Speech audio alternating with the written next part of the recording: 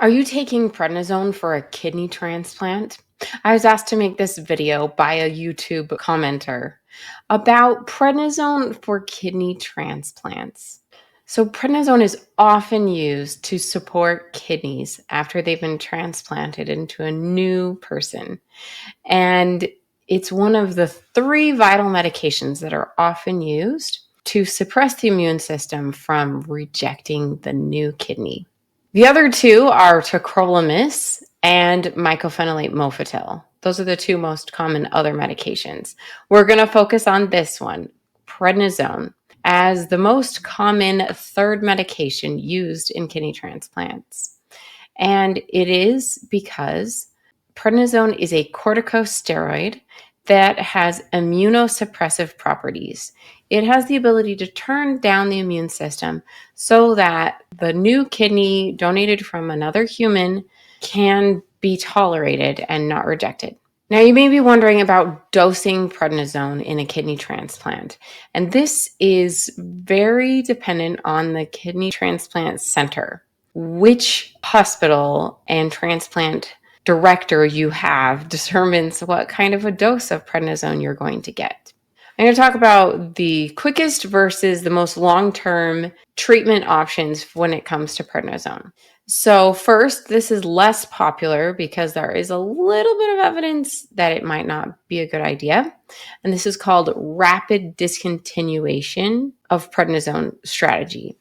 And certain transplant centers think that this is the best idea to start out with prednisone or another steroid the day of transplant. And then within 2 weeks, 14 days after the transplant, to taper off completely. So there's zero prednisone left.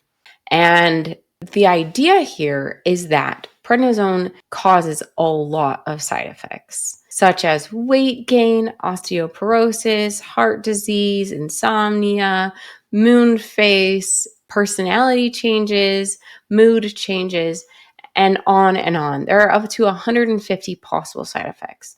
So the strategy of rapid discontinuation of prednisone is to avoid those possible complications and how hard prednisone is to deal with the diabetes and the weight gain and the blood sugar changes, with the other medications that are also worsening their own side effect situations. So this is the most aggressive, fastest treatment plan, the rapid discontinuation within 14 days. What is more traditional and has been happening for longer term is to continue taking prednisone long term. And the way this works is a person would start out really high dose, such as somewhere between 30 to 60 milligrams of prednisone per day. And then that is tapered off slowly over time to a maintenance dose somewhere between 5 to 10 milligrams per day for the rest of your life. And it usually ends up being somewhere around 5 milligrams a day. And that is very common, and it especially was incredibly common before the newer transplant medications were refined and studies were done on the newer medications, the other two, and sometimes other medications as well that help prevent rejection. And the goal with prednisone always is to find the lowest effective dose that does its job. In this case, its job is to prevent a transplant rejection. And so if you are on long-term prednisone, then your transplant team is looking to make sure that your graft is still healthy and that we're minimizing as many side effects as possible. So it's really important that you stay in close contact with your doctors and that those other two medications are taken precisely as prescribed, because there is nothing worse than having gone through the whole expensive, miserable process of having a transplant and then having it rejected because of not taking the medications. So be sure to take tacrolimus, mycophenolate mofetil, or whichever other medications you need, and be sure to be getting your blood tests to make sure that they are still in the safe ranges, and other physical exams necessary. I do not encourage you to taper off prednisone without discussing with your doctor. That could lead to failure of your transplant, and that would be so horrible.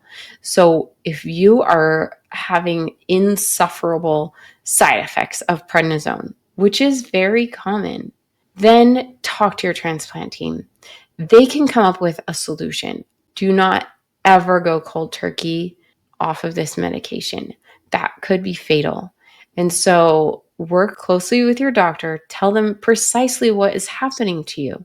If you're having mood changes or other things that are just horrible to you, they need to know. And they can help you to find the best treatment strategy possible for you.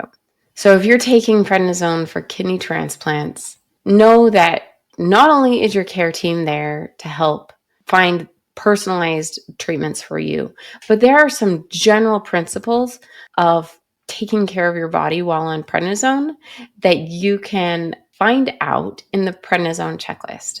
I created the prednisone checklist because there are certain side effects that you can minimize by making the changes necessary in this prednisone checklist. You just go through and make sure you get that thing checked. You follow up with this.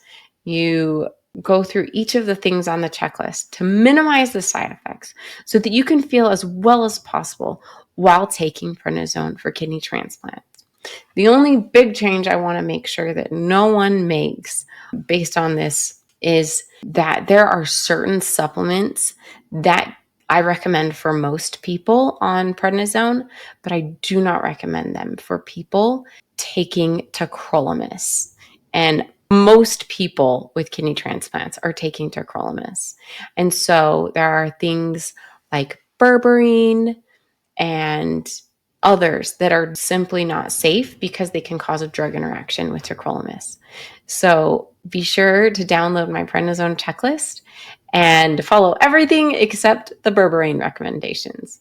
Signing off as Dr. Megan, your prednisone pharmacist.